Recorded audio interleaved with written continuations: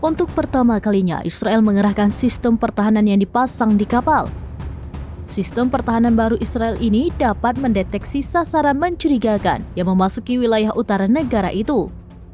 Dikutip dari Al Arabiya, sistem pertahanan baru Israel diketahui bernama Sea Dome. Sea Dome adalah versi angkatan laut dari sistem pertahanan udara Iron Dome. Alat ini digunakan untuk melindungi dari serangan roket dan rudal.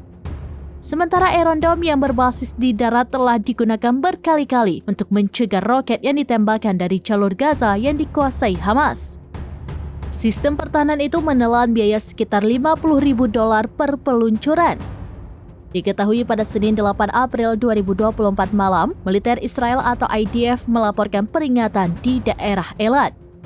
Pasukan Angkatan Laut IDF mengidentifikasi target udara mencurigakan yang melintasi wilayah Israel. Pesawat musuh diduga akan menyusup ke wilayah itu. Namun Israel mengklaim target berhasil dicegat oleh sistem pertahanan Angkatan Laut Sea Dome. Tidak ada korban luka atau kerusakan yang dilaporkan.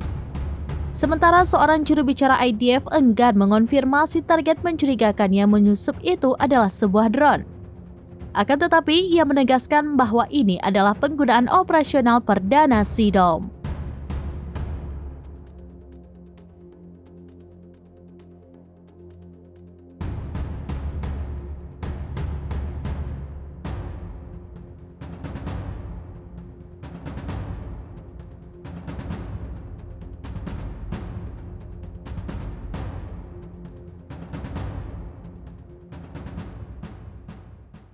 Download Tribun X sekarang, menghadirkan lokal menjadi Indonesia.